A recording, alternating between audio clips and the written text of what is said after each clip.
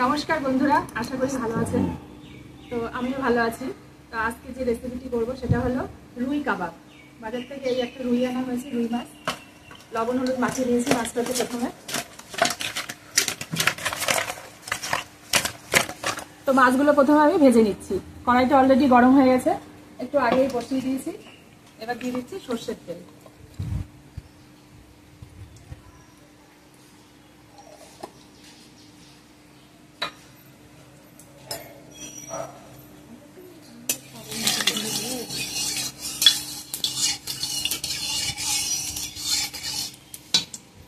তেলটা দিতে দিতেই গরম হয়ে গেছে।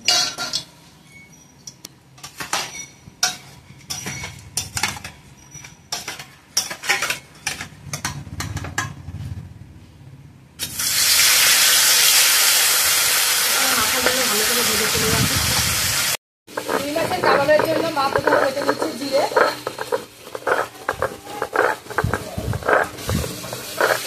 মাছের জন্য আজকে আলু আমি এইভাবে কেটে নিয়েছি, মাংসের মতন করে কেটে নিয়েছি। এই আলুগুলো, আলুটা প্রথমে ভালো মতো ভেজে নেব, ভেজে আগে তুলে নেব।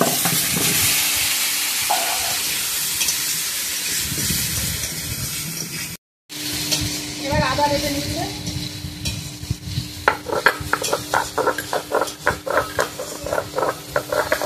কাবাবের জন্য কাজু বাদাম বেটে নিচ্ছে।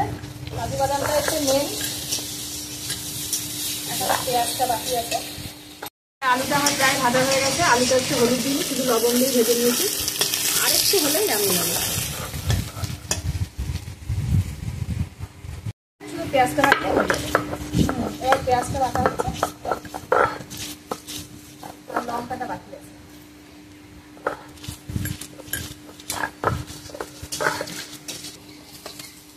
এবার আমি ভেজে রাখা আলুগুলো তুলে নিচ্ছি। হলুদ ছাড়া ভেজেছি, তাও কালার চলে এসছে। এর জন্য নিয়েছি সাদা জিরে আর তেজপাতা।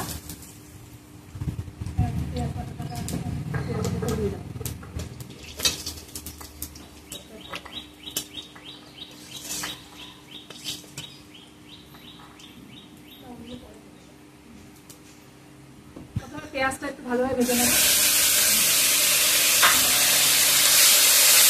পেঁয়াজের গন্ধটা একটু চলে গেলে অন্য মশলাগুলো দিয়ে দেবো। ভালোভাবে ভাজা হয়ে গেছে। এবার আমি দিয়ে দিচ্ছি জিরে বাটা। এখানে 2 চামচের বেশি জিরে বাটা আছে।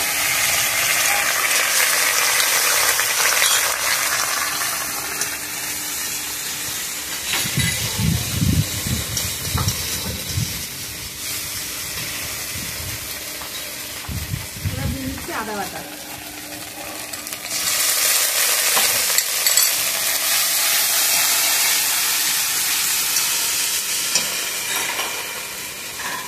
একটু লবণ,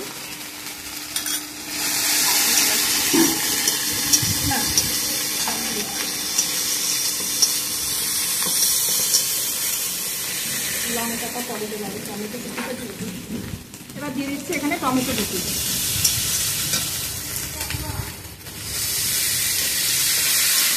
টমেটোর থেকে একটু জলটা গলে গেলেই আমি কাজু বাদাম বাটা আর লঙ্কা বাটাটা দিয়ে দেবো।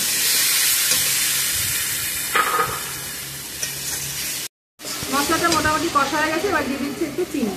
এটা অপশনাল, যারা খায় না তারা হয়তো নাও দিতে পারেন, তবে একটু দিলে স্বাদটাও বাড়ে, আবার কালারটাও কিন্তু ভালো আছে। আর বাইরের পরিবেশটাও অসাধারণ লাগছে, খুব সুন্দর লাগছে। খুব মেঘ আকাশে, এক্ষুনি নামবে। ভালো লাগছে, খুব উপর থেকে খুব সুন্দর লাগছে দেখতে। তো এই ওয়েদারে রান্না করতে আজকে খুব ভালো লাগছে। আমার বড় ননদ এসেছে আজকে, তো আজকে আমাদের জমে যাবে, সবাই মিলে একসাথে খাওয়া হবে।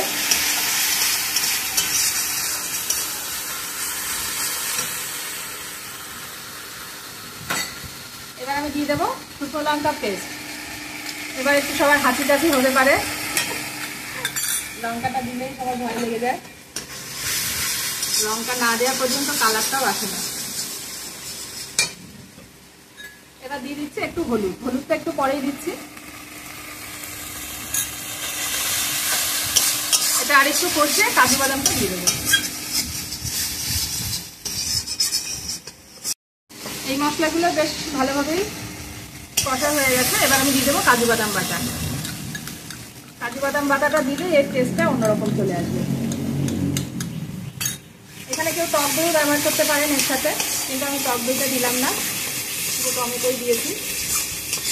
এবার এখানে একটু গরম জল দিয়ে আমি আরেকটু ভালোভাবে কষিয়ে নেব। খুব ভালোভাবে কষা হয়ে গেছে, মশলা থেকে তেলও ছেড়ে দিয়েছে। এবার আমি ভেজে রাখা আলুগুলো দিয়ে আরেকটু কষিয়ে নেব। এই কাবাবে যত ভালো মশলা কষানো হবে ততই টেস্টটা বাড়বে।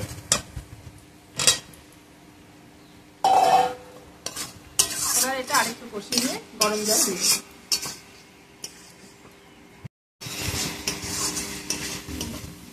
আলুর সাথে মশলাটা ভালোভাবে কষানো হয়ে গেছে, এবার আমি গরম জল দিয়ে দিচ্ছি।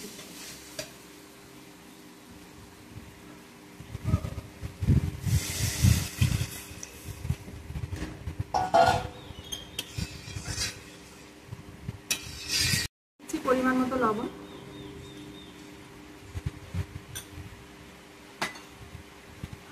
আগে থেকে তো হলুদ দেওয়া ছিল, খুব সামান্য হলুদ দিচ্ছি। একটু ফুটে উঠলেই মাছগুলো দিয়ে দিচ্ছি।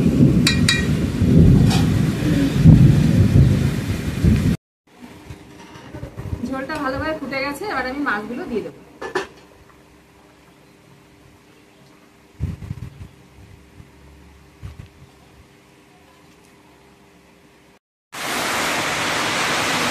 সুন্দর ফুটছে, ডালটা ভালো হচ্ছে। এরকম ভাবে আরো কিছুক্ষণ হবে। আলুটা প্রায় গলেই গেছে, ওটাই গলে গেছে।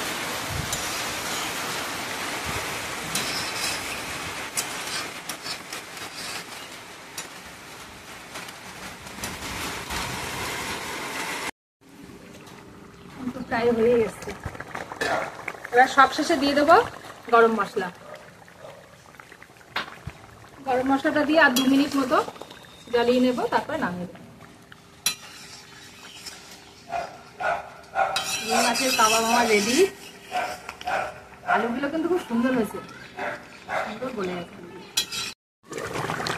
এবার সম্পূর্ণ রেডি, একদম ঘন ফুটে চলে এসেছে, গায়ে মাখা মাখা হয়ে গেছে। এবার আমি এটা নামিয়ে নেব। রুই মাছের কাবাব আমার সম্পূর্ণ রেডি। দেখুন দেখতে কতটা সুন্দর হয়েছে, খেতেও অসাধারণ লাগবে। তো আমরা একটু পরেই সবাইকে পরিবেশন করব, তো আপনারা দেখতে থাকুন ভিডিওটা। রুই মাছের কাবাব দিয়েছি খেতে।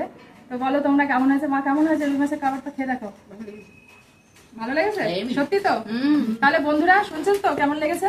ভালো লেগেছে। এবার এইভাবে বাড়িতে ট্রাই করতে হবে কিন্তু, এবং কমেন্টে জানাতে হবে তো কেমন লেগেছে। তো এই পর্যন্তই, আসি পরের ভিডিওতে নতুন নতুন ভিডিও নিয়ে আবার দেখা হবে। নমস্কার, ভালো থাকবেন, সুস্থ থাকবেন।